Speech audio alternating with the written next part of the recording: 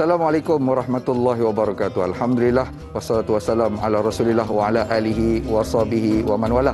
Bersama dengan saya Da'i Hilman dalam Tanya Ustaz, biar tahu jangan keliru. Apa khabar semua penonton-penonton Tanya Ustaz? Mudah-mudahan Allah Subhanahu Wa Taala memberikan kesihatan dan juga Allah Taala memberikan keimanan dan ketakwaan kepada kita hari demi hari, bertambah sedikit demi sedikit. Mudah-mudahan membantu kita untuk berubah menjadi lebih baik hari demi hari, insya-Allah. Alhamdulillah, tuan-tuan dan puan-puan yang dirahmati Allah Subhanahu Wa Taala.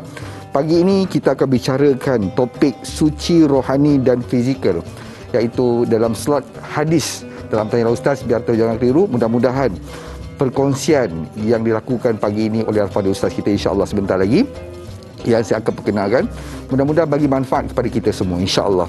Baik tuan-tuan dan puan-puan, sebelum kita mulakan program kita pada pagi ini, suka untuk saya ajak tuan-tuan dan puan-puan untuk lakukan satu usaha pada pagi ini, untuk kita mengajak satu kebaikan. Mungkin pagi ini ada yang ajak solat dan sebagainya, dan mungkin pagi ini juga kita ajak ahli keluarga kita, mungkin ada kat kampung lagi dan sebagainya, untuk kita sama-sama melihat Tanya Ustaz pada pagi ini. Mudah-mudahan dia memberikan satu kerja dakwah kepada kita untuk mereka lihat satu kebaikan, dan kebaikan itu dapat berkekalan sebagai amal saham kita di akhirat nanti, insya-Allah. Baik, pagi ini kita bersama dengan Al-Fadhil, tuan guru kita semua, iaitu Ustaz Said Nur Hisham Tuan Padang. Apa khabar Ustaz, sihat? Baik, Alhamdulillah. Balik raya mana Ustaz tahun ni? Alhamdulillah, kita balik Terengganu. Balik Terengganu, masya-Allah. Saya balik Jumaat. Sabtu balik KL. Oh, sehari? Seminggu. Jumaat minggu lepas lah. Masya-Allah. Baik, Alhamdulillah Ustaz, dan juga penonton semua. Sekiranya pagi ini ada persoalan, boleh terus hubungi kita dalam 18881677 ataupun terus ke Facebook kami, Tanyalah Ustaz TV3. Baik, tanpa selengahkan masa untuk kita terus kembali kepada Ustaz kita. Ustaz, sebagai mukadimah, topik perbincangan kita hari ini mengenai hadis suci, rohani dan juga fizikal. Kemanakah arah tuju perbincangan kita pada pagi ini? Silakan Ustaz. Bismillahirrahmanirrahim. Assalamualaikum warahmatullahi taala wabarakatuh. Alhamdulillah wassalatu wassalamu ala Rasulillah wa ala alihi wa sahbihi wa man walah. Terima kasih pada sahabat saya Da'i Hilman, para penonton Tanyalah Ustaz yang dikasihi sekalian. Pertama sekali saya rasa boleh lagi kok nak ucap taqabbalallahu minna minkum.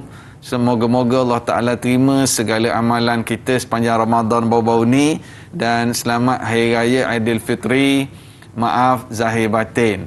Yang pertama. Yang kedua, yang menonton di live Facebook, tekan butang share sekarang. Tekan butang share, moga-moga kita sama-sama berkongsi pahala, insya-Allah. Kita pagi ni tajuk kita suci rohani dan fizikal. Asas perbincangan kita adalah hadis yang ke-10 daripada kitab hadis 40. Pada ibu-ibu, ayah-ayah di rumah, kalau ada kitab hadis 40 karangan Imam An-Nawawi, boleh buka kitab tu di rumah. Ustaz, yang syarah mana, versi mana, tak kisah. Syarah mana-mana pun tak kisah. Kalau ada kitab hadis 40 Imam Nawawi, buka hadis nombor 10. An Abi Hurairah radhiyallahu anhu qala qala Rasulullah sallallahu alaihi wasallam. Ini hadis riwayat Abu Hurairah yang menyatakan bahawa Rasulullah sallallahu alaihi wasallam bersabda, Inna Allah Ta'ala tayyibun la yaqbalu illa tayyiba. Sesungguhnya Allah itu suci dan Allah tidak terima melainkan yang suci. Wa inna Allah Ta'ala amara al-mu'minina bima amara bihi al-mursalin. Faqala Ta'ala. Lalu Rasulullah sebut lagi, sesungguhnya Allah memerintahkan orang beriman perkara yang sama Allah perintahkan para rasul. Apa Allah perintahkan? Dalam firman-Nya, Ya ayyuhar rusulu kulu minat tayyibati wa'amalu salihah. Surah Al-Mu'minun ayat 51. Maksud ayat ni, Allah Ta'ala sebut, wahai para rasul, makanlah daripada yang suci-suci dan beramallah soleh. Ini perintah Allah kepada para rasul. Ayat pertama Rasulullah baca, kemudian Rasulullah baca ayat yang kedua. Iaitulah firman Allah, ya ayyuhallazina amanu kulu min tayyibati ma razaqnakum washkuru lillahi in kuntum iyyahu ta'budun. Rasulullah baca ayat kedua tadi, ya ayyuhar rasul, Allah perintah para rasul. Ayat yang kedua, Allah perintahkan, wahai orang-orang yang beriman, kulu min tayyibati ma razaqnakum, makanlah daripada yang suci-suci yang kami rezekikan kepada kamu. Washkuru lillahi in kuntum iyyahu ta'budun. Hendaklah kamu bersyukur pada Allah kalau kamu ni benar-benar hamba-Nya. Okey, Nabi baca 2 ayat. Kemudian Nabi cerita pula satu kisah. Ini para penonton, Nabi cerita kisah. Wa dzakara ar-rajula yutilu as-safar ash'atha aghbar yamuddu yadayhi ila as-sama ya rab ya rab wa mat'amuhu haram wa mashrabuhu haram wa malbasuhu haram wa ghudhiya bil haram fa anna yustajabu lidzalik, rawahu Muslim. Lalu lepas Nabi baca 2 ayat tadi, perintah Allah pada para rasul, perintah Allah pada orang beriman makan yang suci-suci, Rasulullah pun cerita satu kisah seorang pemuda yang bermusafir, yang mengangkat tangan ke langit. Dia musafir sehingga kusuk masai rambutnya, berdebu rambut. Da'i Hilman handsome. Tak kusuk masai. tak kusuk masai. Baru tiang Alhamdulillah. Jadi Rasulullah nak cerita seorang pemuda yang bermusafir. Orang musafir ni mustajab doa. Sehingga nak bagi tahu musafir dia sampai rambut dia pun bolong sekali, kusuk masai sekali. Penuh dengan debu. Kan musafir dulu pada pasir. Jadi nak bagi tahunya keadaan yang berdoa ini dia bermusafir. Dia musafir. Antara syarat mustajab doa. Kemudian yang muddu yadaihi ila sama, dia angkat tangan ke langit dengan penuh khusyuk. Ilhah dia panggil. Kemudian dia sebut ya Rab, ya Rab. Dia menyebut rububiyah Allah Subhanahu wa taala, wahai Tuhanku, wahai Tuhanku. Maknanya dia ada faktor-faktor doa mustajab. Musafir bersungguh dalam berdoa, sebut je Allah. Tapi Nabi sallallahu alaihi wasallam menyebut meanwhile, dalam masa yang sama, makanannya haram, minumannya haram, pakaian yang dia pakai dibeli dengan duit haram. Fa anna yustajabu lidzalik. Lalu Rasulullah tanya soalan ini, istifham ta'ajjub, istib'ad dipanggil. Rasulullah tanya soalan nak bagi tahu bagaimana mungkin Allah nak perkenankan doa orang macam ni. Jadi ini asas perbincangan kita. Maksud hadis riwayat Imam Muslim ini, Rasulullah sallallahu alaihi wasallam bagi tahu bahawa Allah perintahkan para rasul suruh jaga bab makan minum, sumber rezeki pastikan tayyibat, halal, suci. Dan Allah beritahu, Rasulullah beritahu, Allah tak akan terima melainkan yang suci, yang halal. Kemudian Rasulullah cerita pula satu kisah pemuda yang berdoa dengan penuh khusyuk tapi makan minumnya haram. Bagaimana mungkin Allah perkenankan doa ni? Banyak pengajaran daripada hadis ini yang kita letak sebagai satu tajuk, suci rohani, suci fizikal.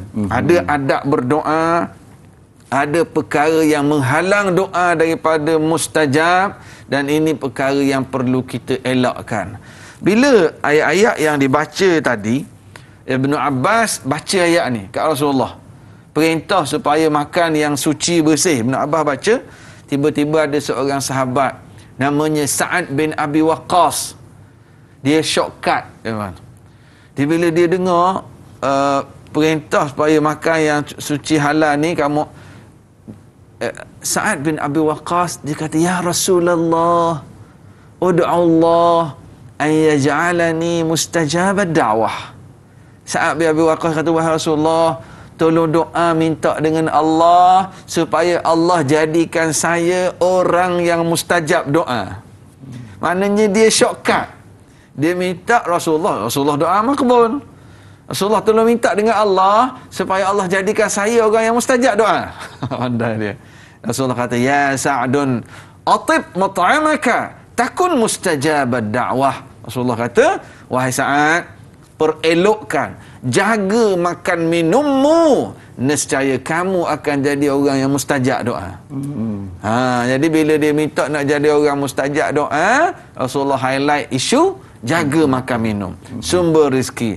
Para penonton yang dikasihi sekalian, setiap suapan yang kita nak makan, setiap teguk air yang kita nak bagi pada isteri dan anak-anak kita, pastikan halalan tayyiba, pastikan halal. Allahu Akbar. Ya, ulama-ulama silam dulu, para isteri bila suami nak keluar pagi-pagi pergi kerja, isteri akan babai kat pintu rumah.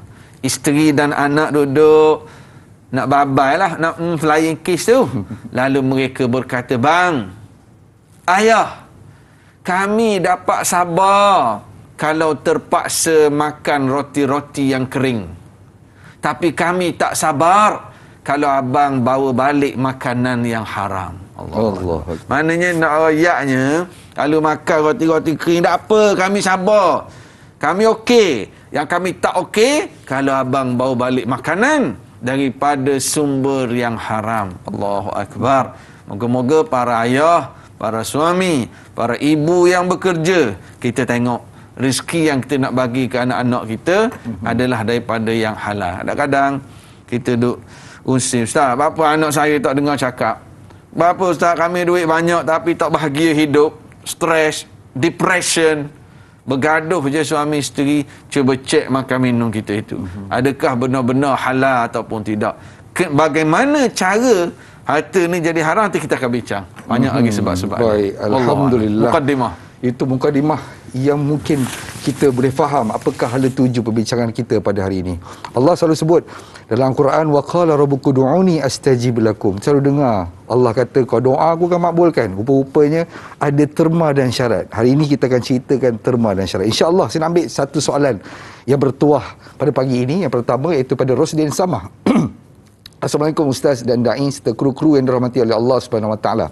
Waalaikumsalam warahmatullahi. Soalan saya, apakah perbezaan antara bersih dan suci dengan kotor dan najis serta kaitannya dengan suci rohani dan fizikal? Mohon pencerahan Ustaz. Wallahu alam. Jadi apa perbezaan Ustaz? Bersih, suci, kotor dan najis dalam isu konteks rohani dan juga fizikal. Fadhal. Dia ialah kita bincang fizikal dengan rohani. Yang pertama sekali kita ambil yang fizikal dululah. Ada yang kotor tapi tidak najis. Kotor tapi tak najis. Kadang-kadang ada orang dia pergi main golf, seluar dia kenalah nak seluk-seluk sikit ke, ataupun kena tanah, nampak macam kotor tapi tak najis. Jadi saya tak boleh nak sembahyang zuhur sebab seluar kena seluk tadi. Seluk itu tidak najis. Seluk tahu seluk? Tahu seluk? Lumpur. Kena lumpur sikit. Dia tak najis, tapi dah di padang tu kan. Dia main bola, dia pergi main bola, dia pakai, dia seluar dia adalah bekas-bekas jatuh tu kan. Kena tanah rumput. Allah tak nampak tak bersih, tapi dia bukan najis. Boleh semayang tak? Boleh semayang. Jadi ada orang tak semayang sebab alasan seluar kotor, Ustaz. Sedangkan ia kotor tapi tak najis. Dari segi solat boleh, tetapi maksud nak bagi tahunya kotor itu jangan jadi penghalang untuk kita solat. Tapi solat yang terbaik ialah yang suci dan bersih. Kan? Jadi tidak boleh jadi kotor, tidak boleh menjadi penghalang untuk kita solat. Tak boleh jadi alasan untuk tak solat bila kotor. Dia bukan najis. Tapi solat yang terbaik, kita nak pergi jumpa tuanku, nak pergi jumpa menteri, kita pakai comel. Kita berusaha pakai cantik. Apatah lagi nak menghadap Allah Subhanahu Wa Taala. Okey. Itu yang fizikal lah. Bersih, suci, kotor. Okey. Jadi orang beriman, innallaha yuhibbul mutatahhirin. Allah suka kepada yang sentiasa jaga kebersihan, sama ada fizikal ataupun rohani. Sebab itu dalam kitab Jami'ul Ulum wal Hikam, Ibn Rajab Al-Hambali membicarakan hadis ni, suci dan bersih ni dikata fizikal dan rohani. Maksudnya bukan sahaja amalan tadi kan, kepala hadis Rasulullah kata Allah ini suci, innallaha tayyibun la yaqbalu illa tayyiba. Allah ni suci, tidak terima melainkan yang suci. Ibn Rajab kata bukan sahaja bab makan minum, tapi juga bab i'tiqad. bab akhlak, bab jiwa juga mesti suci. Maknanya Allah tidak terima amalan seseorang melainkan dengan ikhlas. Keikhlasan. Saya ikhlas ustaz, tapi tulis kat Facebook, alhamdulillah saya dah cukup puasa 6. Dia nak bagi tahu dia cukup puasa 6, dia cerita kat orang. Ini termasuk kena check lah niat dia. Kalau niat dia nak encourage, nak bagi, pagi-pagi ni bahasa Terengganu keluar, dia nak beri semangat ke orang supaya puasa sunat juga 6, tak apalah. Kalau dia niat nak suruh orang nampak dia baik, itu masalah problem. Imam berapa hari dah? Saya alhamdulillah banyak dah. Baki 5 hari je lagi. jadi termasuk yang suci juga adalah bukan saja makan minum yang makanan yang halal yang suci, niat pun yang suci, i'tiqad, akidah pun yang suci, yang bersih daripada syirik, tasbih dan segala mu'attal sifat-sifat Allah. Jadi ini masuk semua. Ini suci yang kita panggil rohaninya. Jadi kita kena jaga. Macam mana nak sucikan yang rohani tadi? Mesti berdasarkan ilmu. Dengan ilmu kita faham, oh ni makanan halal haram. Dan makanan yang tidak suci, ada yang jenis tak semelih. Dia ada 2 kategori juga berkait dengan suci tak suci makanan ni. Yang jenis tak semelih ataupun makan ialah bangkai tadi, makan makanan daging-daging yang Allah Taala haramkan, ya, haiwan-haiwan. Jadi ini fizikalnya tak suci. Yang secara rohani tak suci makanan ada juga. Dia makan buah tembikai, buah durian, tapi dibeli dengan duit yang haram. Itu dia jadi bukan fizikal yang haram, sumbernya yang haram. Yang perlu kita elakkan semuanya. Wallahualam. Baik, alhamdulillah, terima kasih Ustaz atas penerangan yang begitu panjang. Ustaz, kita mungkin berehat seketika, dan penonton-penonton semua berehat seketika. Kembali lagi selepas ini, biar tahu jangan keliru.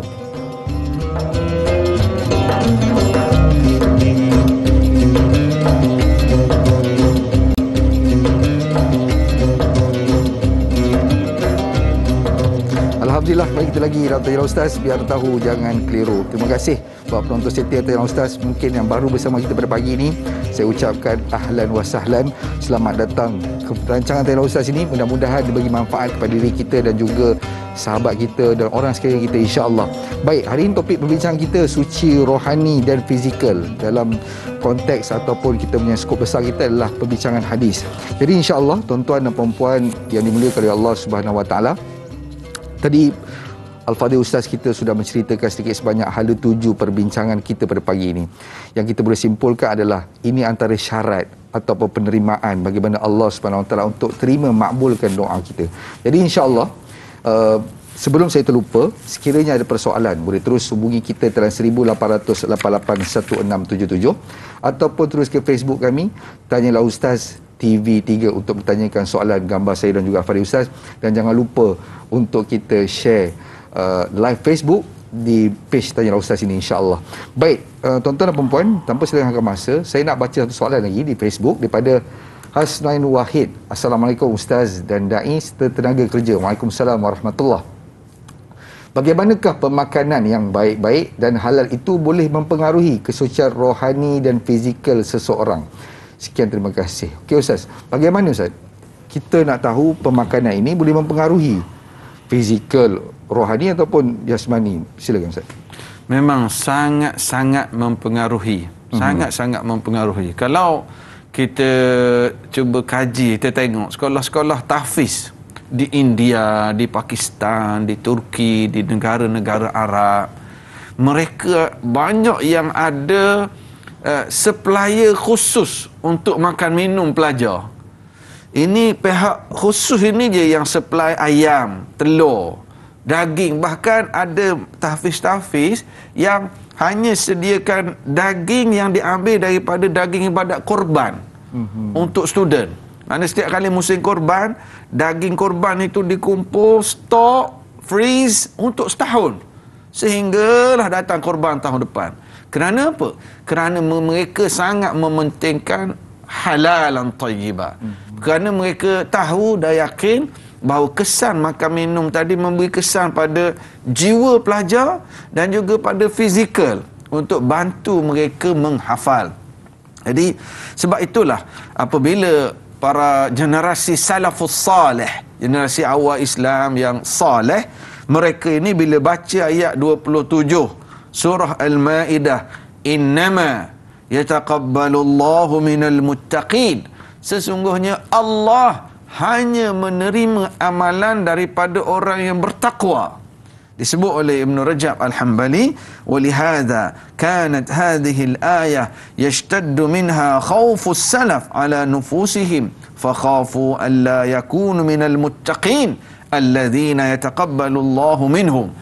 Mereka takut, sebab ayat Quran tak ada sebut Allah hanya menerima amalan daripada orang bertakwa sahaja. Jadi mereka takut tidak tergolong di kalangan orang bertakwa yang Allah terima amalan. Dan di antara sebab Allah tidak terima amalan sebab makan minum yang tidak suci tadilah. Yang disebut dah, sebab apa? Allah ini hanya terima, innallaha tayyibun, Allah ni bersih, suci. Allah hanya terima dari amalan seseorang yang bersih, suci. Jadi tidak ada unsur lemah, kurang. Allah sendiri tidak ada sebarang kekurangan. Maka Allah juga tidak terima amalan melainkan yang sempurna. Sempurna itu sempurna dari segi keikhlasan, sempurna dari segi i'tiqadnya, sempurna dari segi makan minum seseorang itu. Sangat berkait rapat dengan fizikal dan rohani seseorang makan minum. Baik, alhamdulillah. Terima kasih Ustaz. Tuan-tuan dan puan-puan, itulah dia. Kadang-kadang dalam kehidupan kita ni, kita makan satu benda pun sudah efek kehidupan kita ni, dengan izin. Jadi tuan-tuan dan puan-puan mati Allah, saya nak ambil pemanggil yang bertuah yang pertama pada pagi ini. Assalamualaikum warahmatullahi wabarakatuh. Tuan Ismail, apa khabar? Waalaikumsalam, khabar baik dan Hilman dan Ustaz. Okey, soalan saya pagi ini tanya Ustaz. Bagaimana untuk menjaga kebersihan diri dan hati dalam kehidupan seharian menurut pandangan Islam? Itu soalan saya pagi ini. Terima kasih. Assalamualaikum warahmatullahi wabarakatuh. Waalaikumsalam warahmatullahi wabarakatuh. Terima kasih kepada Tuan Ismail atas soalan yang diberikan. Bagaimana nak jaga diri dan hati Ustaz dalam konteks Islam ni? Silakan. Terima kasih Tuan Ismail dari Sungai Buloh yang telefon. Saya ada satu permintaan kepada yang sedang menonton live Facebook. Boleh tak tulis di ruangan komen sedang menonton dari mana? Sebab kita tengok ni, masa elang kita tengok penonton-penonton yang menonton live Facebook. Boleh tak tulis kat komen, saya menonton dari, tulis kat situ. Kita tengok. Bagus ni. Orang ramai dah tulis ni. Masya Allah. Jawab soalan dulu Ustaz. Okey. Macam mana kita nak jaga diri kita daripada nak bersihkan tadi? Di sinilah sebenarnya makna perkataan taqwa. Satu hari, Sayyidina Umar Al-Khattab tanya seorang sahabat yang bernama Ubay bin Ka'ab. Wahai Ubay, apa makna taqwa? Lalu Ubay bin Ka'ab jawab pada Sayyidina Umar dengan tanya soalan balik. Wahai Sayyidina Umar, pernah tak tuan berjalan di suatu malam yang gelap, di satu lorong yang ada banyak duri? Sayyidina Umar kata pernah. Macam mana tuan akan berjalan tu? Kata Sayyidina Umar, aku akan berjalan dengan penuh hati-hati. Dah lah gelap, ada duri pula. Aku akan berhati-hati nak pijak. Hati-hati, takut terkena duri. Lalu kata Ubay bin Ka'ab, itulah makna taqwa. Maknanya, kita melangkah dalam kehidupan ini dengan penuh hati-hati. Takut terkena duri dosa tadi, yang menyebabkan hilang kesucian rezeki kita, kesucian makan minum kita. Jadi kita melangkah dengan penuh hati-hati, takut kena duri. Nak ambil pelaburan ni, cek dulu halal ke tidak. Nak beli kaunter saham ni, cek dulu ada tak syariah compliant ke tidak. Nak buat bisnes macam ni, macam mana ni, terlibat dengan riba tak macam ni. Nak buat ni, okey ke ni, untung besar tapi ada unsur tipu orang tak ni. Dia setiap langkah dia begitu berhati-hati. Itu makna takwa. Jadi sebab itulah orang yang bertakwa automatically dia akan berhati-hati.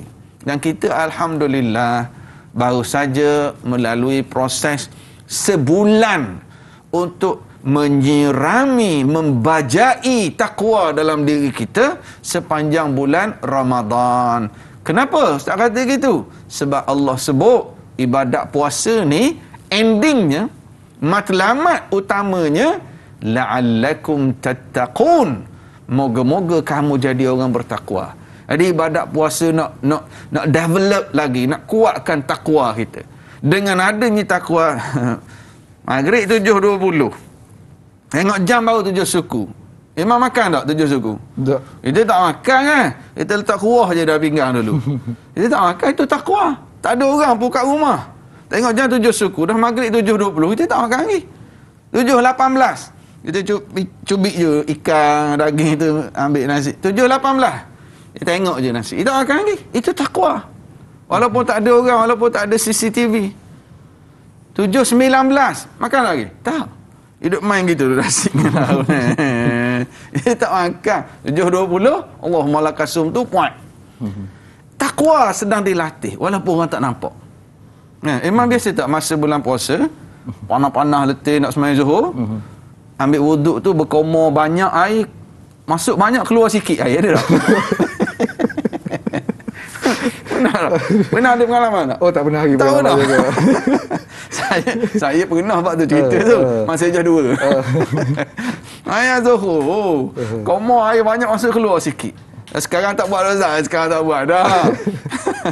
Kalau kita berkomor air banyak masuk keluar sikit, siapa tahu kita telan air tadi? Tak ada orang tahu. Kenapa kita tak buat? Allah tahu, Ustaz. That is taqwa. Itulah taqwa. Jadi, ketika kita nak beli makanan, nak terlibat pelaburan dalam kerja kita, nak claim overtime tipu, kita ada jawatan nak minta rasuah, takkan tak ada duit raya kot. Saya bagi awak projek ni tahun lepas kan 3 juta, yang tahun ni 4.5 juta takkan tak ada duit raya. Tapi jangan bagi sekarang tau, bulan Ramadan, bagi lepas raya nanti. Ramadan haram rasuah dia kata. Jadi kita pun bagaimana pukul 7.18 aku tak makan, takwa itu, maka sekarang ni pun duit rasuah aku tak nak makan. Aku ada gaji aku sendiri. Walaupun aku ada duit banyak, kenapa aku nak bagi makan kat anak isteri aku? Jadi kita bina takwa, begitulah cara paling berkesan untuk kita kawal diri kita. Soalan tadi tanya nak kawal diri. Dan nak bina takwa tu macam mana? Inilah. Tengok tanyalah ustaz pagi-pagi, hadir ke majlis ilmu. Sekarang ni alhamdulillah, saya nak ajak para penonton di tempat masing-masing sebut alhamdulillah. Majlis ilmu sekarang ni dah mula hidup balik. Masjid-masjid surau dah mula anjurkan majlis ilmu. Para asatizah kita sekarang ni menghidupkan majlis ilmu. Jemputlah ustaz-ustaz, asatizah datang masjid surau, hidupkan balik majlis ilmu. Manfaatkan khutbah. Ittaqullah. Setiap kali khutbah memang menjadi rukun. Pesan kepada para jemaah supaya takwa. Kan rukun khutbah. Para penonton, kan kita dengarkan masa tu belum tidur lagi tak? Masa dengar khutbah tu, masa ittaqullah tu belum tidur lagi. Masa mukaddimah, takkan tidur dah kot. Jadi pesan takwa. Sebab apa kena pesan takwa? Sebab dengan takwa inilah akan menjadi kawan kita ni orang yang jaga makan minum kita tadi. Takwa. Saya nak Ubay bin Ka'ab kata jalan langkah dengan penuh hati-hati, takut kena duri dosa tadi. Allah alam. Itu tuan-tuan dan puan-puan, saya kira perumpamaan yang diberikan oleh sahabat Nabi tadi itu satu benda yang cantik untuk kita cerita tentang takwa. Jadi insya-Allah kita akan berehat seketika, kembali lagi selepas ini, biar tahu jangan keliru.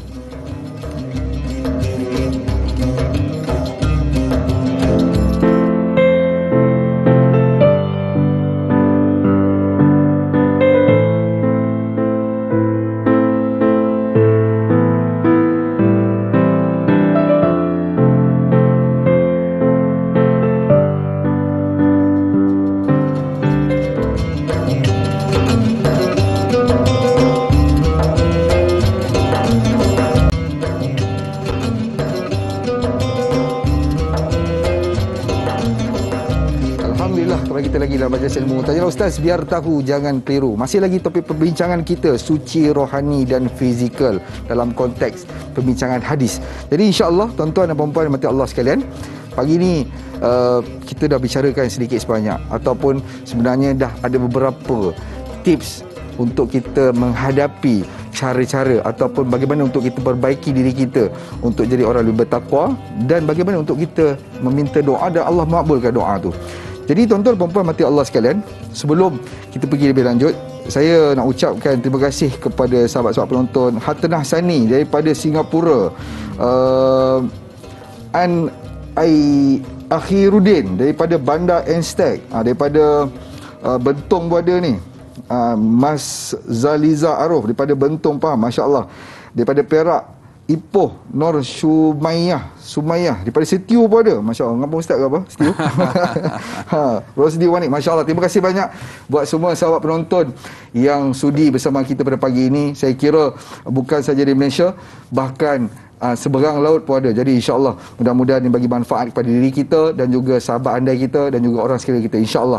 Baik, tuan-tuan dan puan-puan, saya teringat apabila Ustaz ada sebut sedikit sebanyak mengenai perkara yang menghalang. Ustaz kata ada sebut pasal adab. Jadi itulah kita nak tanya. Banyak masa ni Ustaz, mungkin penonton sekarang sedang menanti untuk bertanyakan apakah perkara yang menghalang doa kita daripada makbul, dan juga apakah adab-adab ketika kita berdoa kepada Allah SWT. Okey, yang pertama, perkara yang menghalang doa daripada dimakbulkan ada dua yang utama. Yang pertamanya, dia gopoh dalam berdoa, dalam berdasarkan hadis yustajabu li ahadikum ma lam ya'jal fayaqulu qad da'awtu rabbi falam yastajib li, hadis riwayat Imam Bukhari. Doa kamu akan dimakbulkan selagi mana kamu tidak gopoh. Apa maksud gopoh? Dengan berkata, saya minta dah, Allah tak bagi. Ungkapan itu menjadi penyebab doa kita tak makbul. Jadi jangan bersungguh. Berdoa. When, how, bila, bagaimana cara Allah nak mustajabkan, tu kerja Allah. Okey, itu satu, gopoh. Tapi yang berkait dengan hadis yang kita bincang hari ini perkara kedua yang banyak berlaku, yang menjadi sebab doa seseorang tidak dimakbulkan oleh Allah. Rasulullah tanya di hujung doa hadis ni, fa anna yustajabu lidzalik, bagaimana mungkin Allah nak perkenankan doa ni walaupun dia musafir, walaupun dia khusyuk menyebut nama Allah, tetapi makan minumnya haram, pakaiannya haram, wa ghuzziya bil haram, dan dia diberi makan daripada sumber yang haram. Para penonton dikasihi sekalian, bagaimana jadi makanan kita haram? Banyak sangat, banyak.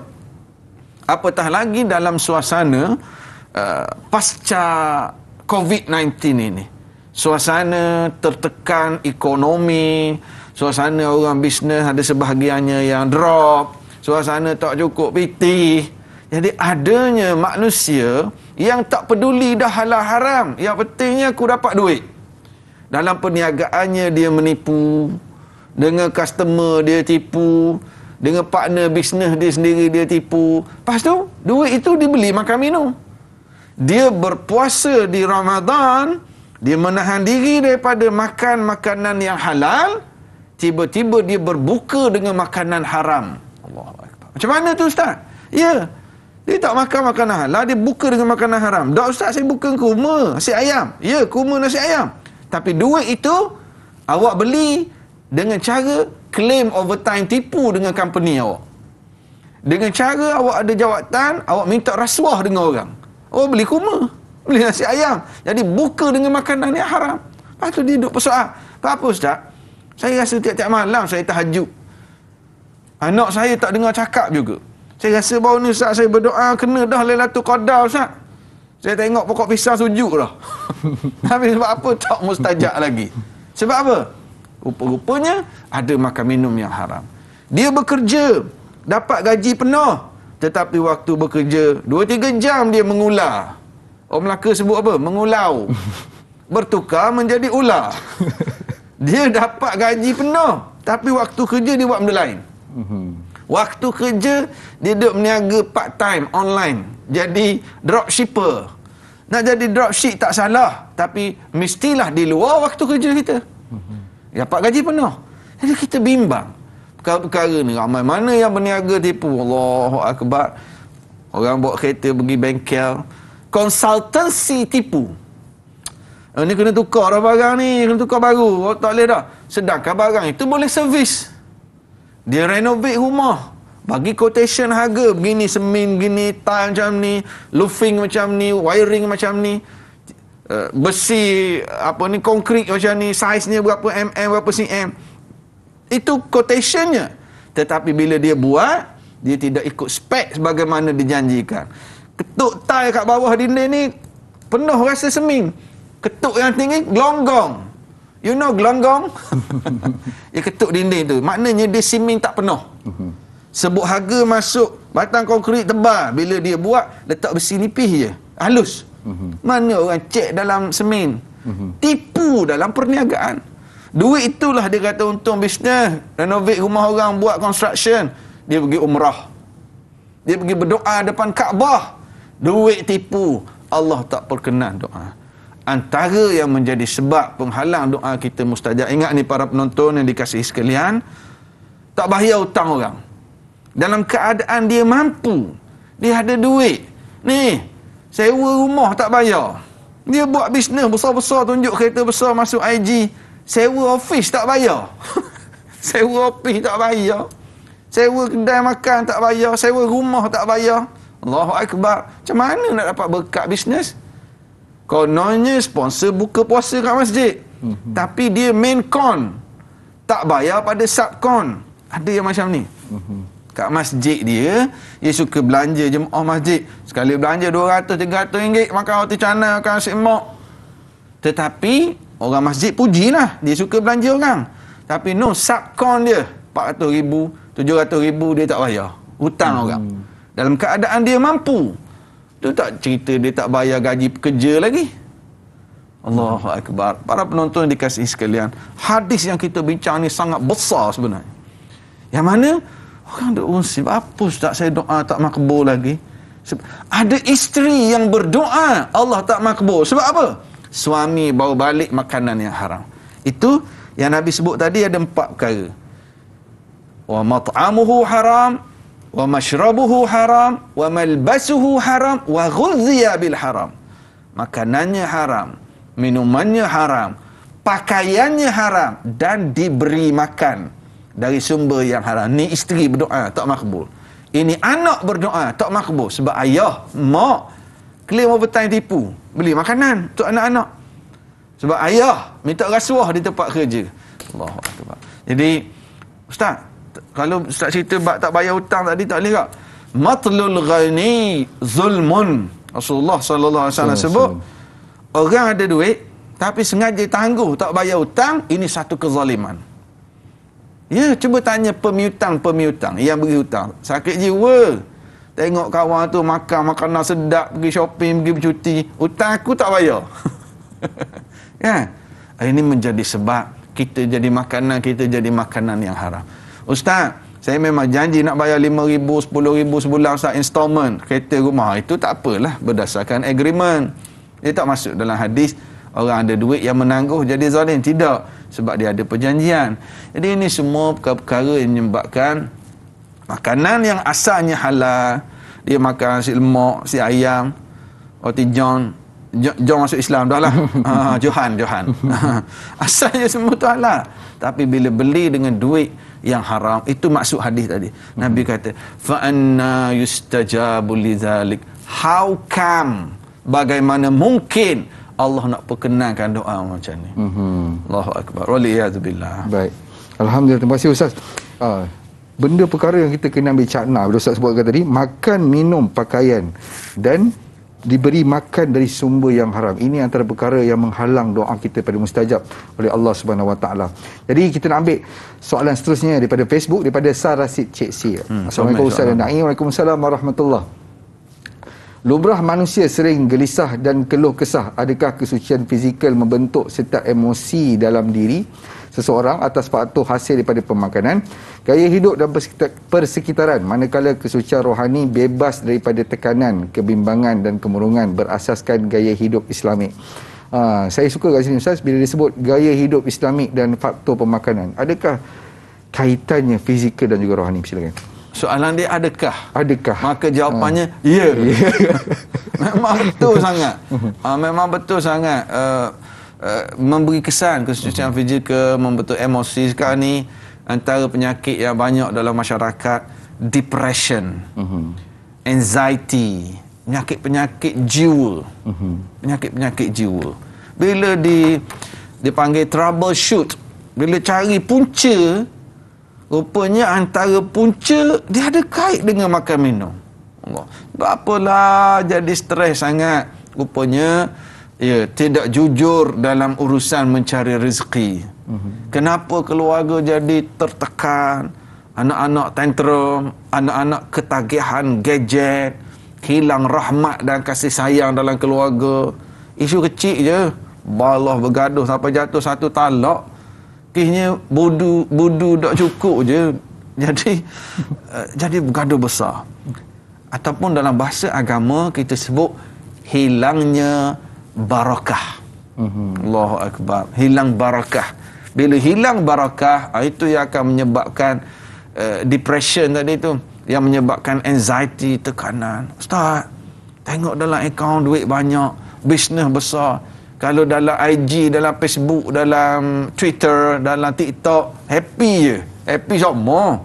Kalau dalam media sosial. Tapi realiti kehidupan, asyik bergaduh je suami isteri, asyik tertekan saja, emosi tidak tenteram. Duit banyak. Bahkan ada penyakit baru zaman sekarang, penyakit tunjuk duit. Sial. Yang ni aja ni baru kaya ni. Orang lain lama dah kaya, relax je. Dia sebab dia baru kaya. Dia bila baru kaya, dia nak tunjuk ke orang pitih dia. Subhanallah. Tapi dia orang macam ni, dia hanya happy dekat ambil gambar je. Masa kamera je on. Lepas tu dalam realiti kehidupan, emosinya tertekan, jiwanya sempit. Sebab apa? Sebab dia tak peduli halal haram di dalam mencari rezekinya, wal-iyazbillah. Baik, alhamdulillah. Terima kasih Ustaz. Itu pun satu penyakit juga tu, tunjuk-tunjuk duit. Dan sebagainya. Terima kasih Ustaz atas peringatan untuk kita semua, insya-Allah. Kita akan berehat seketika, lagi selepas ini, biar tahu jangan keliru.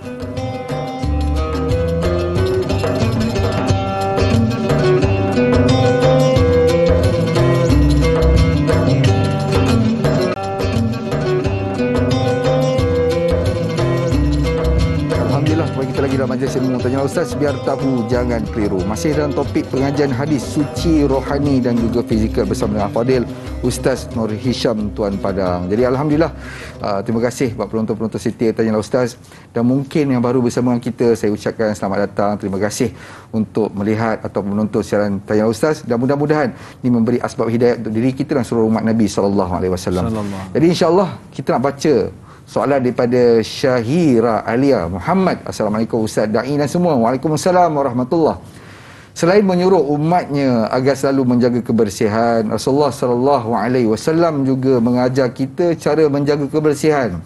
Apakah cara-cara yang diajar oleh baginda Nabi sallallahu alaihi wasallam agar boleh kita ajarkan kepada anak-anak, terutama dalam aspek kebersihan diri dan persekitaran? Soalan bagus Ustaz. Nabi SAW selalu tekankan mengenai kebersihan kepada kita. Jadi, untuk kita ajar zuriat keturunan kita mengenai kebersihan, mengikut sunnah Nabi SAW, apa dia Ustaz? Untuk ajar anak-anak jaga kebersihan, nombor satu sekali, biasa kalau orang Terengganu, dia sebut, action speak louder than word. Perbuatan kita memberi kesan kepada anak-anak lebih daripada apa yang kita cakap. Action speaks louder than word. Perbuatan kita, anak-anak akan perhati mak ayah dia. Memang ada disiplin. Kalau sampah nak buang kat mana, anak-anak perhati pakaian kita, berapa hari kita pakai, bau busuk ke tidak. Anak-anak akan perhati, dan itu memberi kesan pada anak-anak. Seorang yang biasa, dia sapu bilik airnya bersih, anak-anak akan terkesan kebiasaan kita. Ini paling penting dalam nak melatih anak-anak. Kadang-kadang kita suruh anak, tapi kita tak buat. Kita suruh anak bersih bilik dia. Okey, sebelum pergi sekolah, lipat selimut dulu, suruh bantal. Kita suruh dia. Anak singgah bilik ayah, tak pernah lipat selimut. Kan? Jadi kita memberi contoh, perbuatan kita memberi kesan yang sangat hebat pada anak-anak. Yang kedua, Rasulullah sallallahu alaihi wasallam pernah tanya sahabat, apa pandangan kamu kalau ada seseorang yang depan rumah dia ada anak sungai?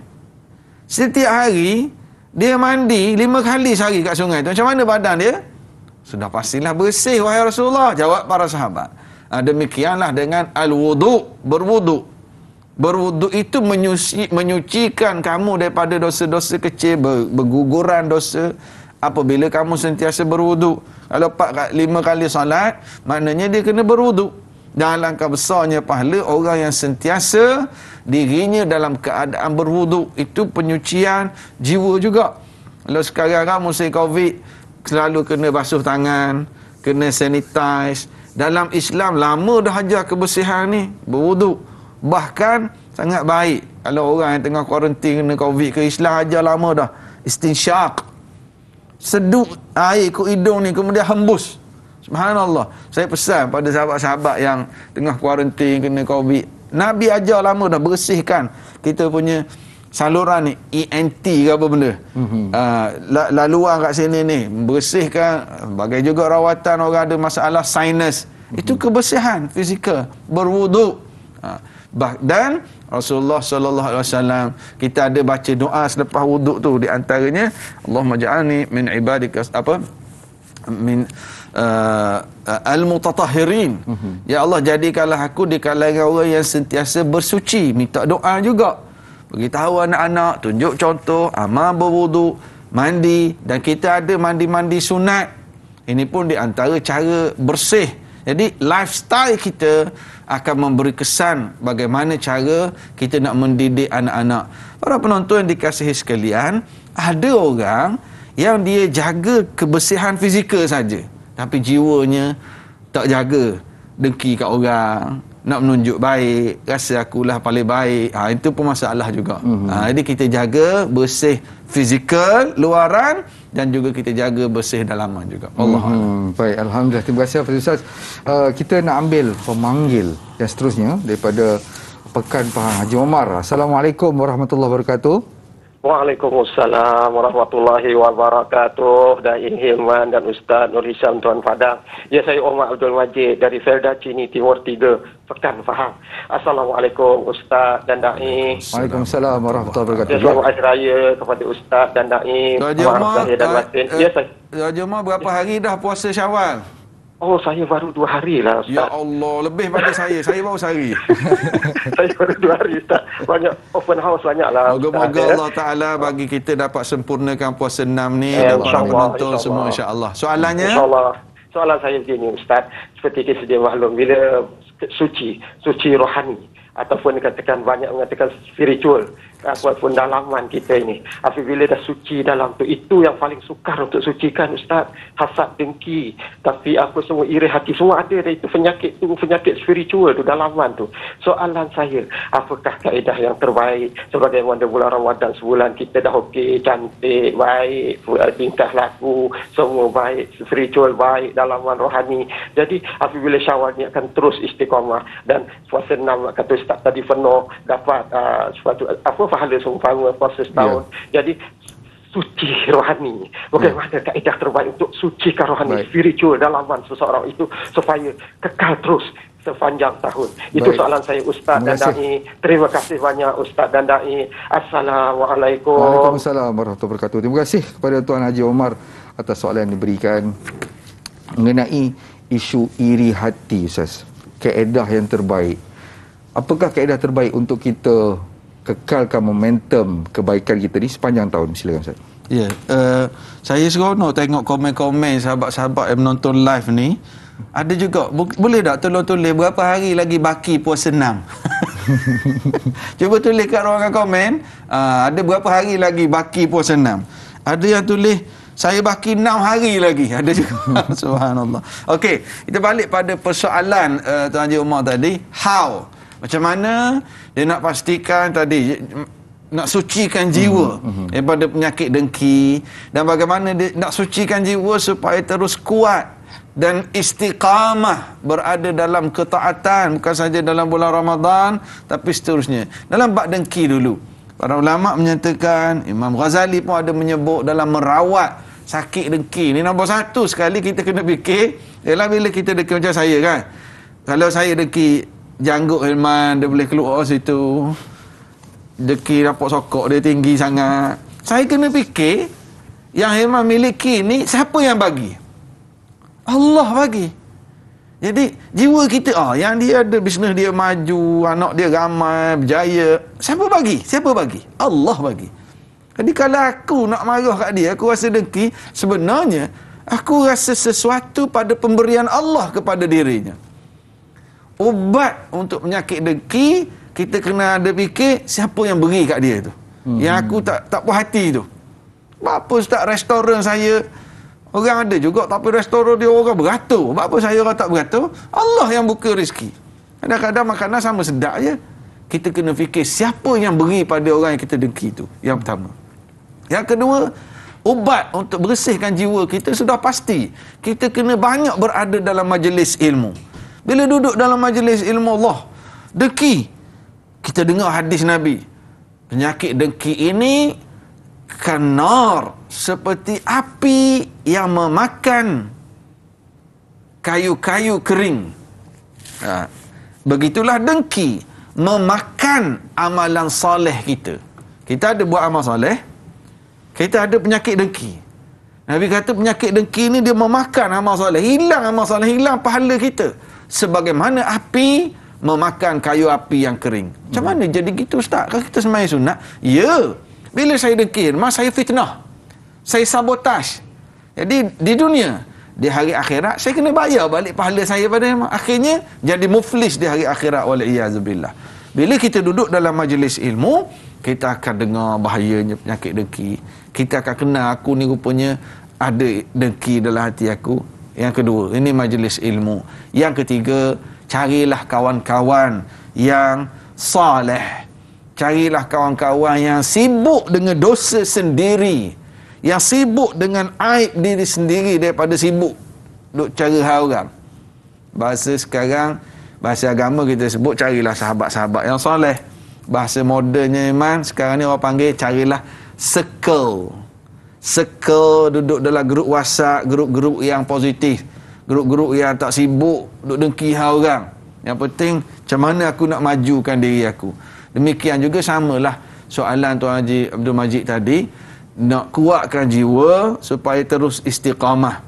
Bukan saja dalam bulan Ramadan, tapi kita terus istiqamah. Antaranya tadilah kita puasa enam sebagai kesinambungan ibadah. Kita dah bersedekah bulan Ramadan baru ni bagus. Syawal pun kita sedekah lah juga. Juga amalan-amalan yang lain yang kita buat perlu dengan ilmu, perlu dengan sahabat-sahabat yang saleh, dan yang keempat, kita perlu berdoa, minta kekuatan daripada Allah Subhanahu wa taala supaya Allah sentiasa beri kekuatan pada kita untuk terus istiqamah. Wallahu a'lam. Baik. Itu key point dia. Berdoa kepada Allah SWT agar kita istiqamah. Itu saya kira jarang-jarang kita berdoa untuk kita kekal istiqamah dalam usaha agama, usaha untuk memperbaiki diri kita, insya-Allah. Tuan-tuan dan puan-puan, seperti kita sudah maklum, Tayyib Ustaz bersiaran langsung di TV3 dan juga TV9, dan kita sudah tamat di TV3 dan kita akan sambung perbicaraan kita, perkongsian ilmu kita di TV9. Jadi terus setia dengan Tayyib Ustaz, biar tahu jangan keliru.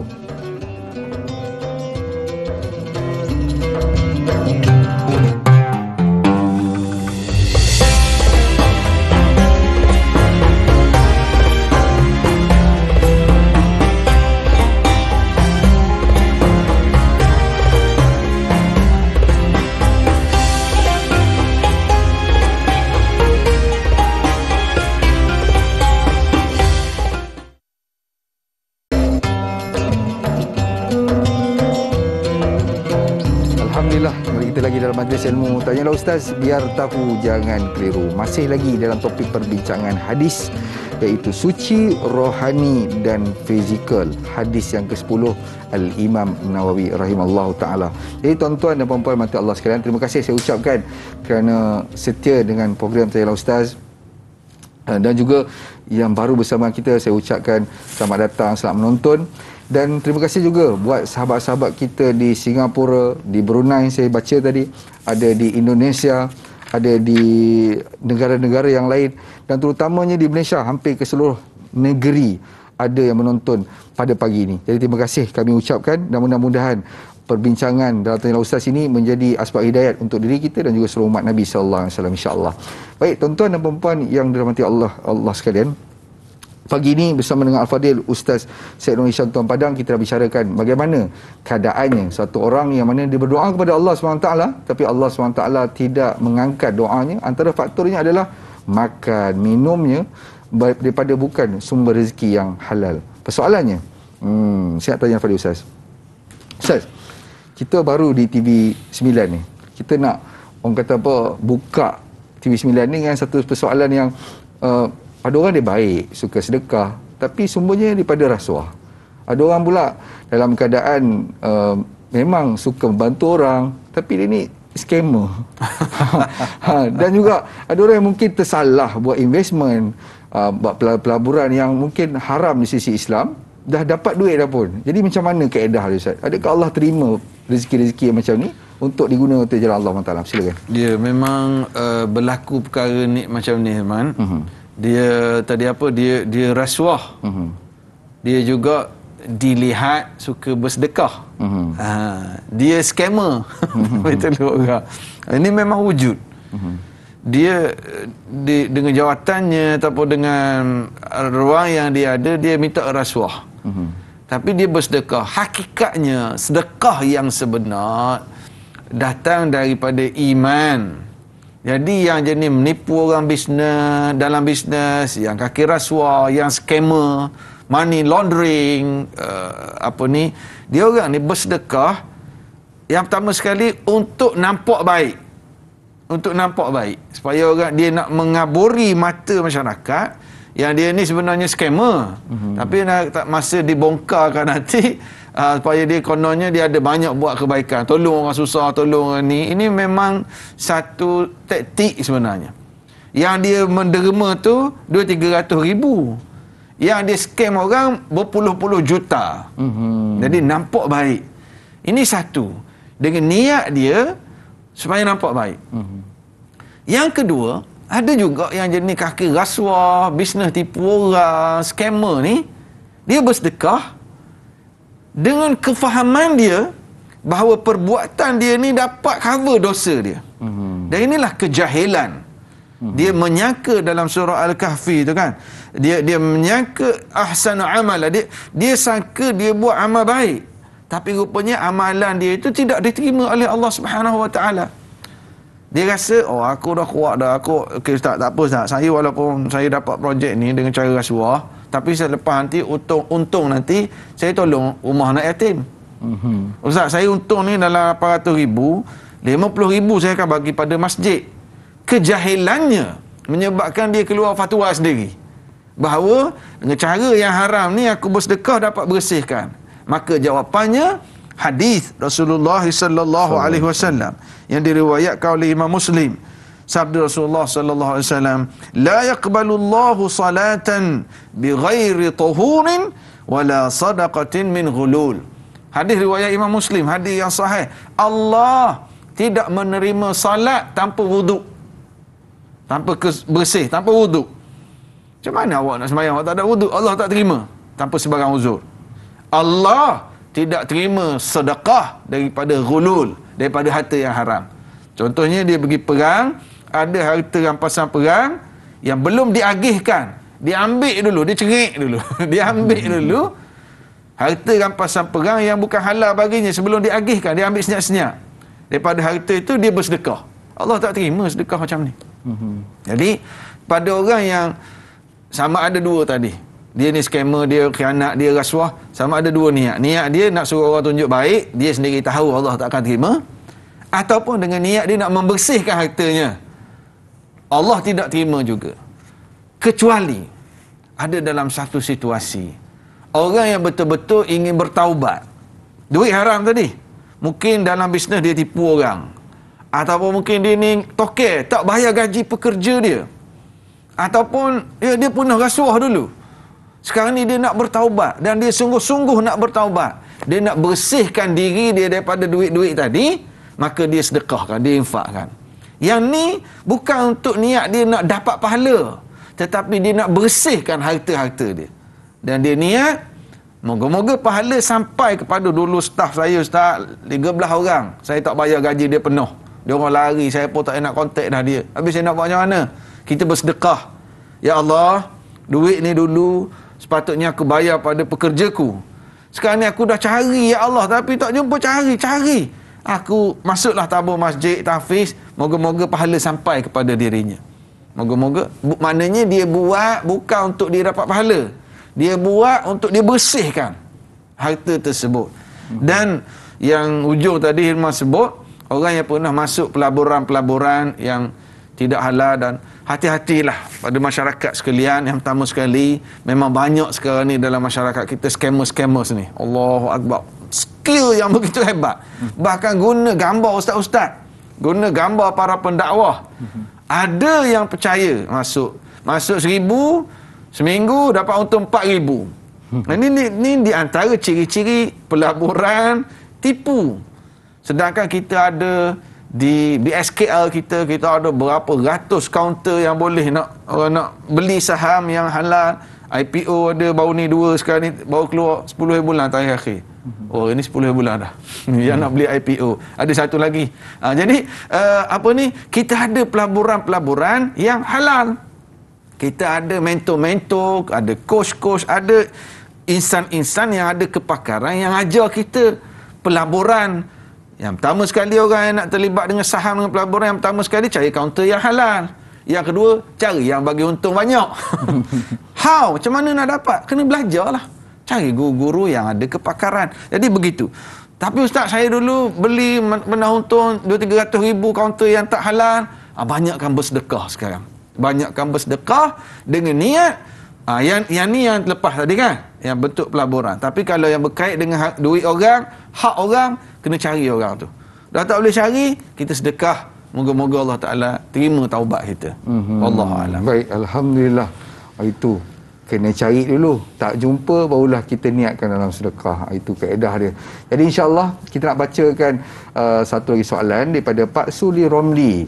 Assalamualaikum Ustaz dan Da'i. Waalaikumsalam warahmatullahi. Bagaimana untuk tidak terlibat dengan perkara-perkara yang boleh mendatangkan kemudaratan kepada kesihatan tubuh badan seseorang? Mohon pencerahan Ustaz. Terima kasih. Bagaimana Ustaz kita tidak terlibat dengan perkara yang boleh mendatangkan kemudaratan kepada kesihatan? Dia ada satu kisah, Ilman. Dia ni memang seorang perokok tegar. Dia kuat sokok. Memang kuat sokok. Daripada zaman sekolah rendah dia sokok dah. Sampai sekarang umur 40-an. Dia pun dan dia juga suka baca buku. Satu hari dia baca satu buku. Dalam buku yang dia baca ni cerita tentang mudarat rokok. Bahaya rokok pada kesihatan. Dia baca buku tentang bahaya rokok pada kesihatan. Dia seorang yang kuat merokok. Sejak daripada itu, dia telah berhenti membaca buku. Bukan berhenti sokok, berhenti baca buku. Berhenti baca buku. Sebab dah buku cerita mudarat. Oh jeng. Jadi gitulah, bagus soalan. Kita kena ingat ada soalan bocor. Soalan bocor yang telah dibocorkan oleh Rasulullah sallallahu alaihi wasallam, bahawa soalan ini akan ditanya di hari akhirat nanti. Dalam sepotong hadis riwayat Imam Tirmizi, Rasulullah sallallahu alaihi wasallam bersabda, la tazulu qadama 'abdin yaumal qiyamah hatta yus'al. Tidak akan berganjak dua kaki anak Adam ini dalam mahkamah Allah di hari kiamat nanti sehingga ditanya beberapa soalan. An umrihi fima afnah, wa an ilmihi fima amila bih, wa an malihi min aina iktasabahu wa fima anfaqah, wa an jismihi fima ablah. Ni 4 soalan bocor yang pasti semua kita akan ditanya nanti. Akan ditanya usia kita ke manakah dihabiskan. Akan ditanya ilmu kita, apa yang kita amal. Nombor 3 ni ada 2 soalan kecil. An malihi, akan ditanya tentang harta kita. Tapi bab harta ni ada 2 soalan. How did you get and how did you spend? Bagaimana kamu dapat, bagaimana kamu belanja harta. Dan nombor 4 akan ditanya wa an jismihi fi ma ablah. Allah akan tanya tentang tubuh badan kita. Kita guna, kita jaga macam mana? Ablahu, tubuh badan. Ablahu ni maksudnya baju kita. Kita pakai basuh sampai lusuh baju kita. Itu bahasa Arab dia panggil ablahu. Jadi akan ditanya, tubuh badan kamu ni kamu guna untuk apa sehingga lusuh? Maksudnya, iyalah, akan ditanya. Kita jaga tak tubuh badan kita? Macam mana pemakanan kita? Badan kita ini adalah amanah dari Allah. Tiba-tiba kita isap okok. Tiba-tiba kita buat perkara-perkara yang menyebabkan kita tahu dah bahaya, merosakkan kesihatan tubuh badan kita. Kita kena jawablah dengan Allah. Bapa isap okok? Member-member isap okok semua. Lepas tak jawapan kita di hari akhirat nanti? Kenapa isap okok? Saya dah berhenti, ya Allah. Kawan, infak rokok free. Ada juga. Ustaz yang sebut banyaklah bab rokok ni ustaz. Sebab soalan tak ditanya. Ada orang minum arak, ada orang yang buat perkara-perkara yang membahayakan soalan tanya tadi, kesihatan fizikalnya, dia kena jawab dengan Allah di hari akhirat nanti. Wallahu a'lam. Baik, lemang tak raya Ustaz waktu raya? Lemang tak raya Ustaz waktu raya? Lemang free tak apa. InsyaAllah. Baik, tuan-tuan dan puan-puan mati Allah sekalian, kita akan berehat seketika. Lagi selepas ini, biar tahu, jangan keliru.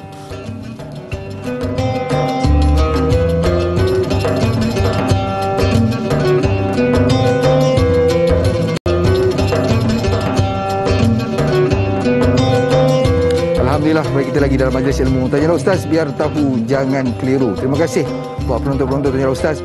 Saya bila datangnya saya cakap terima kasih. Sebab apa?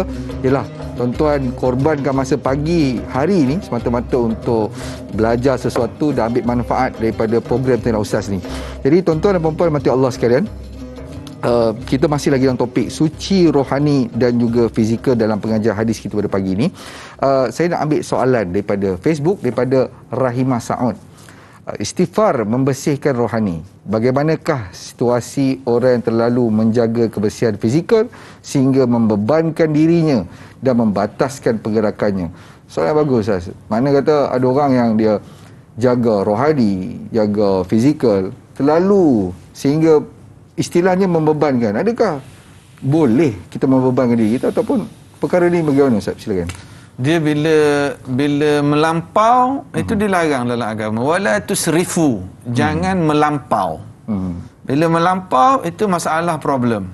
Tapi permulaan soalan tadi dengan istighfar. Istighfar sangat bagus. Lagi banyak istighfar, itu ciri-ciri orang yang mendapat kejayaan, pertolongan daripada Allah. Murah rezeki orang banyak istighfar ni. Kalau kemarau pun dia banyakkan istighfar, Allah turunkan hujan. Kalau dah lama kahwin tak dapat anak, banyakkan istighfar, Allah bagi zuriat. Bagus istighfar. Tapi tadi soalan, kemudian sambungan soalan tu, fizikal. Orang yang terlalu jaga kebersihan fizikal sehingga bebankan diri, batas pergerakan. Bila melampau ni apa saja dilarang dalam agama. Kalau dia jaga kebersihan sehingga dia jadi ada penyakit was-was pula sebab terbatas pergerakan tadi kan. Okey ke ni? Jadi nak hidup pun susah. Jadi kita jangan melampau. Bab makanan pun, makanan yang halal. Jangan makan secara melampau, banyak melampau tak boleh. Bergurau, okey, tapi tak boleh melampau. Dalam berkuliah, adalah sikit-sikit gurau senda. Jangan melampau banyak sangat. Apa ceramah sejam tu duk ketawa. Dia tak boleh melampau. Apa saja tak boleh melampau. Jaga kebersihan bagus, tapi soalan tanya sehingga membebankan diri dan membataskan pergerakan. Jangan sampai macam tu. Biar kita khairu umurin awsatuha, sebaik-baik perkara di pertengahan.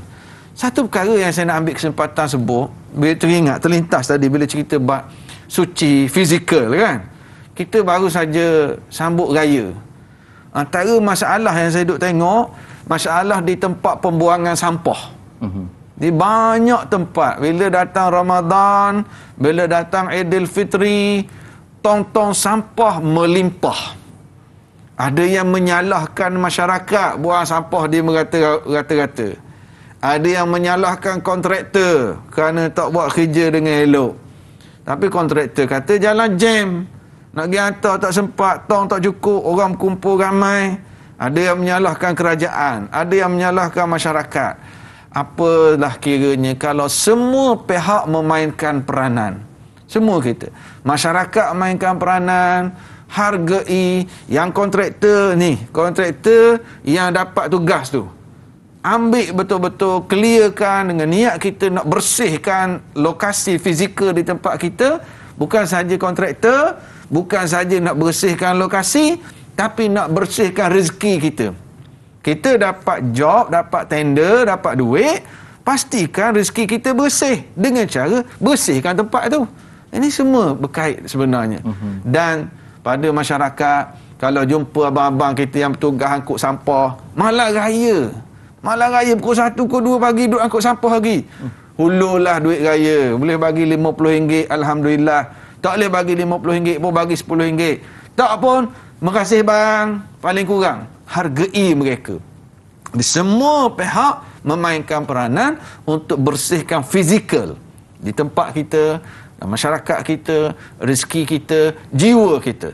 Itu antara tanda takwa yang kita bina dalam bulan Ramadan. Kita utamakan kebersihan, kesucian fizikal dan juga rohani kita.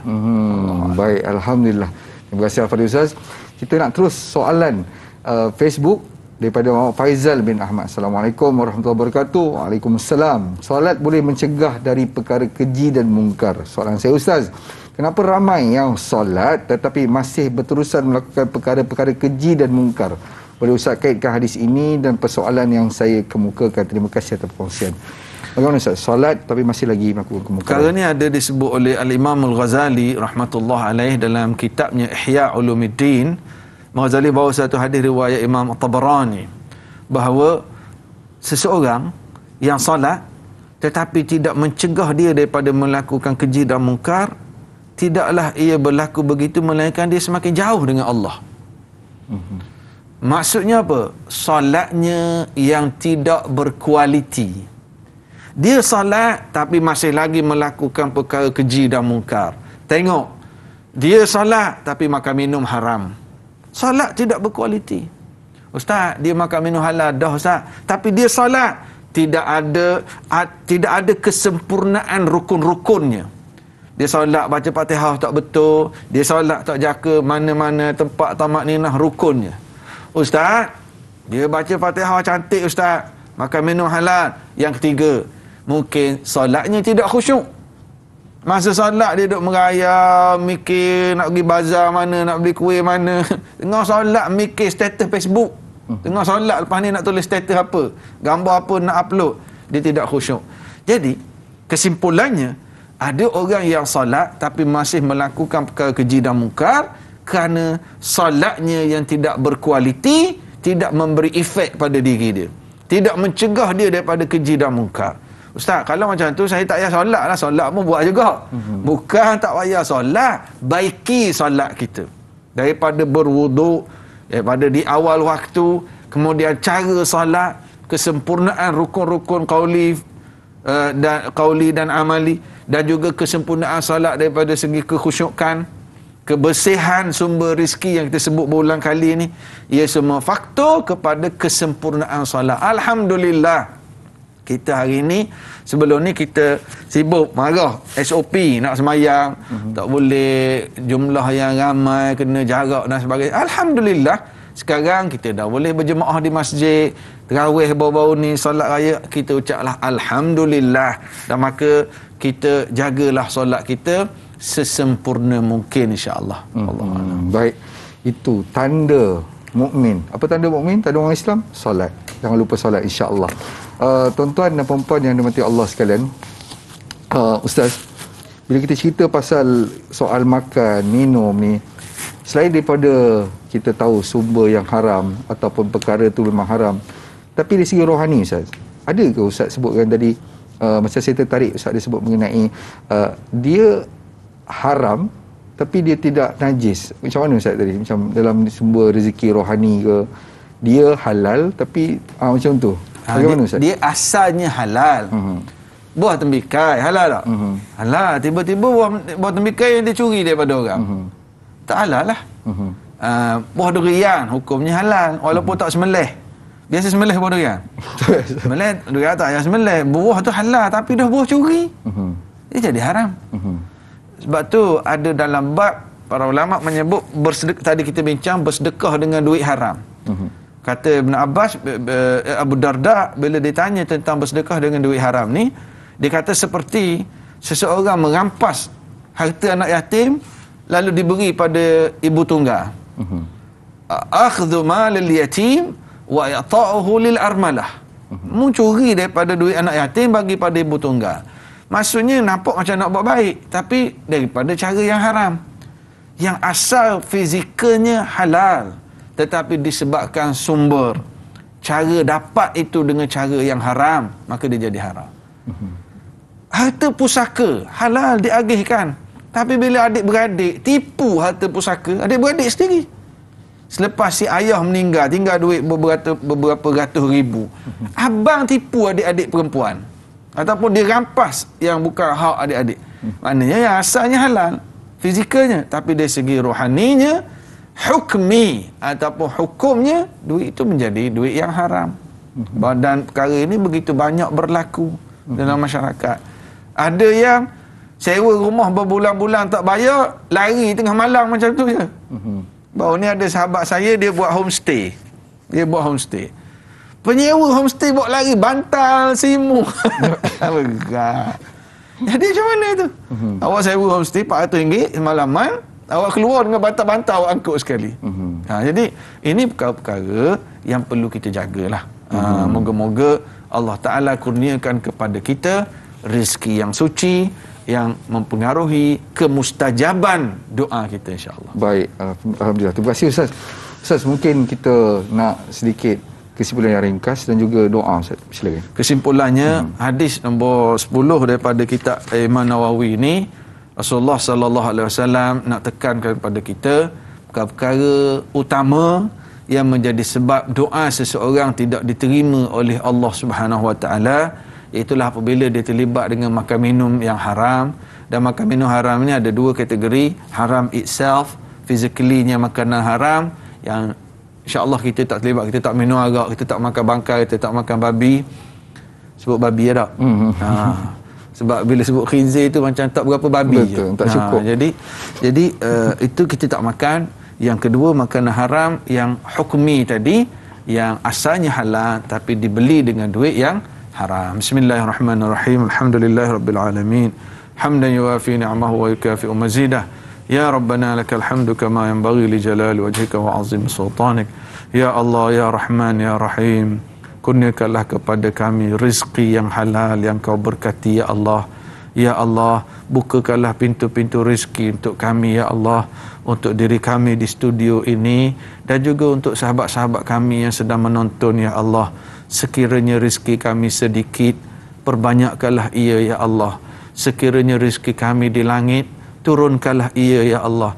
Sekiranya rezeki kami di perut bumi, keluarkanlah ia, ya Allah. Sekiranya rezeki kami sukar diperolehi, permudahkanlah ia, ya Allah. Dan kami sangat mengharapkan agar Kau berkati rezeki kami ini, ya Allah. Ya Allah, jauhkanlah kami daripada rezeki-rezeki yang haram. Ya Allah, bukakanlah pintu hati kami untuk membersihkan segala sumber rezeki kami, ya Allah. Ya Allah, permudahkanlah sahabat-sahabat kami yang dibebankan dengan hutang. Bukakanlah pintu hati mereka untuk bayar hutang. Bukakanlah pintu rezeki mereka untuk menyelesaikan hutang bebanan mereka di dunia ini, agar mereka selamat di hari akhirat nanti, ya Allah.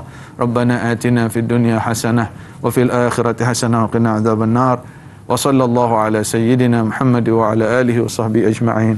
Walhamdulillah rabbil alamin. Amin amin ya rabbal alamin. Terima kasih kita ucapkan kepada Tuan Guru Ustaz Syed Nuri Syonton Padang atas ilmu yang dikongsikan, dan mudah-mudahan ilmu kongsikan ini dapat manfaat kepada diri saya, diri kita semua, dan sebab hidayah untuk seluruh umat Nabi sallallahu alaihi wasallam. Tuan-tuan dan puan-puan rahmati Allah sekalian, esok jangan lupa untuk bersama dengan Dai Aiman dan juga Al-Fadhil Ustaz Ahmad Fawaz Fadzil dalam topik fiqh fake bully. Jadi insya-Allah sekiranya sepanjang kami bersiaran langsung ada terkasar bahasa terlebih bicara dan perkara-perkara yang tidak baik, itu semua adalah kesalahan diri saya dan kita semua, dan yang baik semua pada Allah SWT. Mudah-mudahan dapat kebaikan dan manfaat dari program kita pada pagi ini. Wallahu alam. Assalamualaikum warahmatullahi wabarakatuh.